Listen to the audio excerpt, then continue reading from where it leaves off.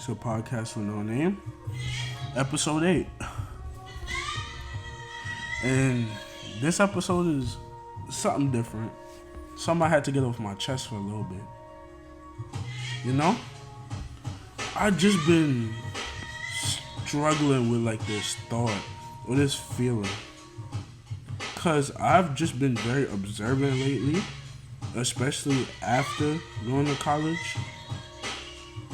And as a culture, I'll say this especially, it's starting to make me really tired. You see, us as black people, I'm realizing that we put ourselves, and we are put in certain positions to a point where like we're bound to repeat the same thing. And it's killing me. Every time I come home from college, coming back home for the weekend, 2 days, it's like I come home, it's like, yeah, fresh air. Oh yeah, I'm back on home ground. I feel amazing. And then I just see something that pissed me off. It's like throws me right off. It's like, yeah, you home, but you know what it is. You know exactly how it is here. Just like that, boom, back to reality. You know? I'm walking from the train station, the bus stop. I see some wild stuff. A dude nearly runs somebody over. They argue. They look like they're about to start shooting. Next thing you know, my mom calls me. James, are you okay? Somebody got shot on the corner. Oh, James, you heard about the 17-year-old boy that got gunned down in the deli by your old school? And it's like, yo, I can't catch a break. And that's literally how it starts. That's my intro. That's like my greeting when I come home. And it does make me tired, for real. And my mom constantly calls me when I'm in college. James, are you okay? You hear this and this happen? You hear this and this happen? Oh my God. And my mom lives in fear. And I can see she slowly killing herself over it. And it's like, damn. And I feel bad because it's like I'm in an imaginary place in college. And then back home, they suffering over here. So it's kind of like, it's like a bad feeling. And to the point I'm trying to get to, I'm looking at everybody, especially like people in the media, black people especially, which have been the main point of topic recently for like the past 10 years, if we're going to be honest. Kyrie got suspended. Like what? He has no pay. They took him off with no pay for promoting a movie with anti-Semitic stuff. Now I haven't looked into it, but it seems like they're really chastising him and like beating him over the head for it. And I'm kind of confused because I thought what it seems to be like a pro-black movie, but I could be wrong. And now, you know, Kanye saying anti-Semitic things, which was terrible. Never agreed with that man. After he had his little run in 2016, I've been very 50, not even 50, 30-70 with that man. He drops amazing music from majority of the time, but something's not right with him, and his behavior is unacceptable. And it's starting to become a trend that you see everybody that's black, especially, that you look up to start falling. Just falling. Straight up. Careers gone in an instant. You know what I'm saying? One day, Kanye was like one of the biggest artists in the world. Still is. But like on top, beloved by almost everybody. Man was preaching for the culture, talking about things most black people would be afraid to admit, making us conscious. The next day he's saying slavery was a choice, you know? That George Floyd's mother shouldn't be so sensitive. And it's kind of like, look what they did to us. You did it to yourself, yes, too. But everything else has a part to play. It takes two to tango. The man literally has just messed up himself. He was caught in the show business, caught in the life, caught in this like imagination or idea of him being just so immortal, him being a god. I remember when he would call himself a god, and I thought he was joking. Maybe it was just his little ego. But now I realize he was being 100%. And I look back and think on the J. Cole lyrics. It was False Prophets. He said, never idolize a man on the words that he rapping. And now I'm thinking about it. It's not just rap. It's just regular life. You know, a man that looks so great with his words or his actions, you could hold him to a high standard in your mind, but in reality, he can be whatever he wants. He makes his own choice. You know? When people can't find God, they look to men. That's the second best thing. And I realize and learn it more and more and more, you know? And it kills me because I see people I grew up with, just see people walking across the street, you know. I look in the media, idolizing women and men every day, basing their lifestyle on it, especially us as black people.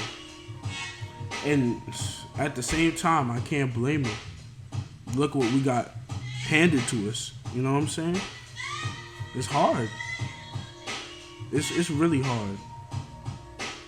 And in the media, I see what black people are represented as in media.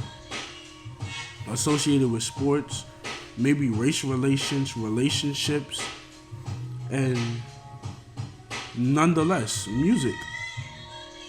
That's about it. Maybe some art. Yeah, I know some black artists. I don't know enough. Not enough to be mainstream. You get what I'm saying?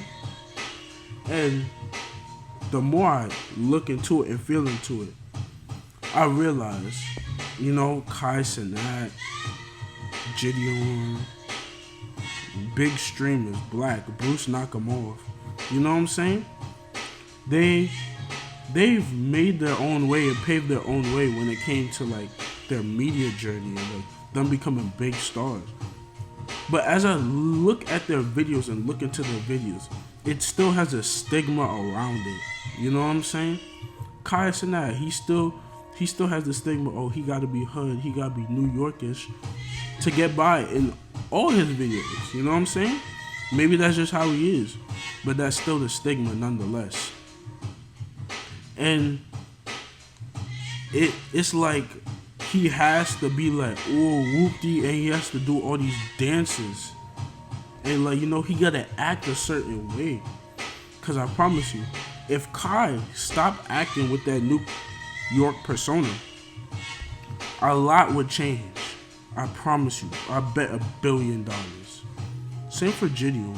I look at his videos and like, he's asking questions, oh, slavery or apple pie. Like, you get what I'm saying? It's videos based around that. You know, controversial questions, but from a black person, just so it wouldn't seem as bad. Inappropriate stuff that's not supposed to be said or conversated, or like one-sided answers. Strong-arm questions. Oh, yeah. Oh, black women don't like nerdy black men. Here's why. Why are we doing this? Why? It doesn't necessarily make sense. It doesn't make sense. But this is what they gain their views on. And the people that feed into it is us black people ourselves. You get what I'm saying? And that's what's like just mind-boggling. We're feeding into it even when we know it's bad. And I'm not gonna lie, sometimes I feed into it because it be funny. I'm not gonna blame it. It be funny. For me, it's funny because I don't take it seriously. Because I know in the end, it's a facade. It's a joke. You get what I'm saying? People look at these inspirational speakers, TikTok, Instagram, Snapchat, always posting quotes and stuff. Oh yeah, if my girl don't put 100%, I don't want her. Which she should, but what's your 100%? What does your 100% mean? You know what I'm saying? It's convoluted. It's messing with people. And the people of, like, the idea of relationships, especially in the black community, is toxic. It's confusing. One day you want to be Dirk in India. Next day, you want to be like DDG and Haley. And it's like, what do you get from this? What are you getting from this? Because the ride or die idea is toxic. You have to be in a situation with someone who puts you in danger, and you have to be ride or die. That's the relationship you want. This idea of a struggle relationship is nonsensical. You shouldn't want to struggle. If there's a way to get around it, why wouldn't you? Why do you want to go through the dirt and the muck just to say, oh yeah, I'm a ride or die? Oh, I'm Dirk in India. Yeah, I'll shoot for my man. Why are you shooting for your man? What has he done to get shot at? You know what I'm saying? And the more I press on it, the more I think on it, a lot of black people in podcasts, they talk about exactly what I mentioned beforehand in the video. Race relations, relationships, sports. I know like 2 that talk about anime. Maybe I need to look more. But not enough differentiating themselves. They're still in that subgenre. You know what I'm saying? Under that category. Somehow in a pile that's similar to others. You know what I'm saying? And the more I hear, because I don't watch the videos. I don't watch videos like that. I don't entertain them. I don't. Because I just don't find them good. And the worst part is, people that are not black are watching it as well and retaining information thinking it's valid. So when they bring up stuff and they think about things and they act a certain way, it's because they're being portrayed and taught that by other black people in media. And it's like, you're wrong. Who taught you that? Why are you learning this? Why are you thinking he is an example of black people in general? You know what I'm saying? And it just upsets me. It just upsets me. And I wish it wasn't this way. But the media is still hurting black people. And it's coming from us ourselves. We are hurting each other. I'm saying it. Because, you know, there's some white friends, white people that come up to me and mention things that these people from the media bring up and be like, oh yeah, he did say about this. Oh yeah, he did say that black people wouldn't let white people say the N-word unless they're cool. They wouldn't say this and that. And I'm just like, no. No. He does not speak for all black people. She does not speak for all black people. No. This relationship status is not the goal. Oh, no. This is not how we feel about y'all. Oh, no. This is not because we don't like other sports. It's like constantly having to fight and explain yourself. The other day I was talking to a classmate and he was like, oh yeah, I had a low GPA. And listen, he said this. I don't think he intended any harm, but it still hit. He was like, oh yeah, I have a low GPA and I still got into this really good college, right? And I'm like, yeah, I had a low GPA too. He said, oh yeah, you got the diversity card. I ignored it. I didn't ignore it. I heard what he said. I looked at him and I continued talking. But in the back of my mind, I said, wow. Wow, okay. So, That's what it is. The diversity card. Because there's a good amount of black people at that school too. A good 20, maybe 30, 25%. 25%. And I'm like, I got the diversity card because my GPA wasn't as high as usual. Obviously, I'm here for a reason. You're here for a reason. I'm in the same school as all these people with a 4.0 GPA. That means they all saw something in me. They all saw something in me they saw in them. I have a right to be there just like you and them in the top classes and the people in honors. But it's not like he just got that idea on his own. He was taught this by somebody. The idea of the diversity card is being played now. And guess what? Black media, I guess content creators are trumping on it. They do mention the diversity card. The joke, oh, is it because I'm black, is now very active. Even in other communities that's not black. And it's starting to boggle me how we're using things derogatory to us, what was meant to harm us, we're making profit off of it. But now it's stabbing us in the back. Because now it's, oh, this black person said it. So it's fine now. Yeah, the white racist person, the other racist person said it a long time ago. But now you guys are endorsing it. So it should be cool. And that's the problem. That's the big problem. Now it's like, oh, you shouldn't have a problem with it. Because so-and-so said it was fine. So-and-so said it was funny.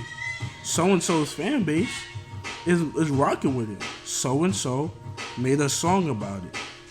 And I feel like we just kind of selling ourselves. And as we get older, we see our black legends die. Our artists die. Our artists drop off. Takeoff died a couple days ago. He got shot. What? A dice game. Which is funny enough. The man has made millions through music. Toured the world. One of the best groups in hip-hop recent history. And somehow, someway, you still end up getting shot and killed in a dice game. I guess people don't get time to sit and think about it. Someone who's lived such an amazing life killed by one moment he has probably lived over and over before he got rich. Cause I've seen dice games, too many to count. I never got shot in one. I ain't seen nobody get shot. I see somebody get chased. I see somebody get maybe poked for it, but not shot. And it's like, when you're black, it can happen at any moment. At one moment, you can be at the top of the world. Private jets, golden planes, money showers. Next minute, you come home. You'll walk into your house, or you visit your mom. Let's say your mom in the hood. Or let's say you just passing through. You know? A kid with candy basket pops by. You don't roll down your window. Next thing you know, a bullet flies through the window. Boom, cracks you in your face. You're dead. Just like that. It can be so simple. Just walking on the street. Just like that. And it hurts to say, it doesn't matter how big you are. In the black community, you're just a lick away. You really are just a lick away. Because if there's somebody hungry enough who doesn't care, and there will always be, if there's somebody that's just willing, that's starving, that needs that dollar, that needs that clout, they will pick you off no matter what you did for them. No matter what you did. And now that I'm getting deep into it, let's talk about it. Like, our foundations for the black community are being destroyed. The church itself, the idea of church. How many church scandals have came up this year? Pastors laundering millions of dollars that the congregation gives. You don't understand how many old people, elderly black women I see give their last dollar, their last dollars to the church, saying God will bless them. The same pastor is taking that dollar and buying them a Rolls Royce with it. That's not crazy. I've seen so many people slave for the church, give their life to the church. I've seen people die serving the church, 60 plus years. Ladies who work 2 jobs, nursing, being terrorized at home, and abandoning their kids for the church. I could tell you firsthand, it's not pretty. Just for it to be wasted, just for it to turn out that it was just a little spending money, laundering money. The church literally was a foundation for black people because it was our only escape in slavery. On Sundays, it was our only time for ourselves. That's where we got to congregate. That's where congregations came. This is why Martin Luther King Jr. started out in churches, because that's where we started out. We were able to talk freely. That was one of the pillars that held us down. You know, church was our integrity, our morals. Oh yeah, we go to church as a family. That's where we were able to be together as a family. And now it's being ate at. People can't trust the church no more. I don't blame them for not trusting the church. I'm a Christian. It's hard. It's not easy. Because I get skeptical. And then when my skepticism gets proven right, how do you think I feel? How do you think younger people feel watching it happen? Watching as the pastor sneaks off with another woman, and they know. Their parents are praising the pastor. You know what I'm saying? It's just hard. And I don't want to like give up, but it's burning me out just watching it. You know? And it sucks, cause watching movements, everything black people have been building, being capitalized. Black Lives Matter movement, you know what I'm saying?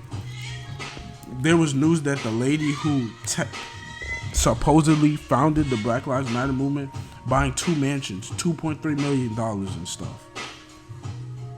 And people are like, oh yeah, she took you guys' money. How do you feel? Our money? Companies donated to the Black Lives Matter movement, didn't they? Number one. So don't try to make us feel like we just burnt our cash. No. What we did was protest. We still are. What we did was protest. And you guys gave us hush money to try to calm us down. So that's y'all company's money, number one. Number two, there is no creator of the Black Lives Matter movement. The one thing about this movement is that there is no leader. And that's the point. When we have leaders in our community, most of the time, 99.9, they fall. They're killed. They are exposed. Nobody's perfect. Everyone's human. You know? Martin Luther King Jr. exposed for cheating on his wife. Malcolm X, pedophilia, you know, colorism maybe, rape. Black Panthers, raping girls. It's like, you know what I'm saying? These are the leaders we look and looked up to. They're not perfect. And everybody I named was dead. See? It's a trend. Either you expose them now and kill them later, or they killed them now and then expose more about them later. And that is like they're unraveling our foundation. First, they kill off what people look to. Then they make them lose trust and belief. It's one thing killing Jesus. It's another thing making them, I guess, regret or doubt the faith. Once you kill the faith, it's over. There's no more, oh, you know, we look up to Malcolm, we look up to Martin. No, they're not going to look up to them. Because in their minds, they're like, oh no, he was actually an asshole. He was actually a bad guy. And just like that, boom, you lost. We lost something. It can be that easy. It can be that easy.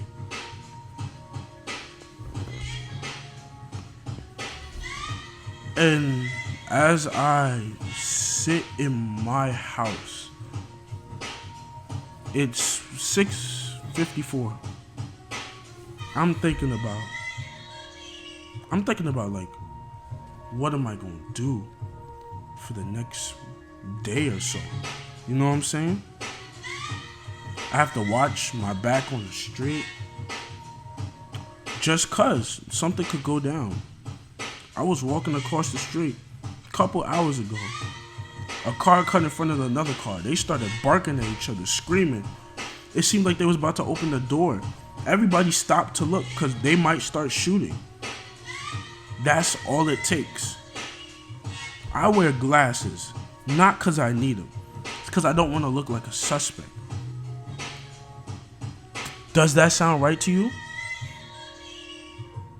No, it shouldn't. You guys might think I'm stretching it, but no. Wearing these glasses have made a difference. People have looked at me differently. It shouldn't be that way. I should be considered a normal looking person. Glasses on or glasses off. My mother actually supports me wearing the glasses because she thinks it's less likely for me to get hurt, shot, because they think I'm educated. A black boy has to look educated in that way. I have to look a certain stigma, a certain way. I can't just wear my hair out. I can't wear my shorts. I can't wear my jeans. I can't wear my hoodie. I can't? Why not? That's not fair to me. I'm in college. But when they see me, they don't see, oh, a college student. Oh, he just like one of them boys on the street. He just like everybody on this block. He's simple. And in a way, I am. But once I put on the glasses, all of a sudden I transform into Clark Kent, to Superman.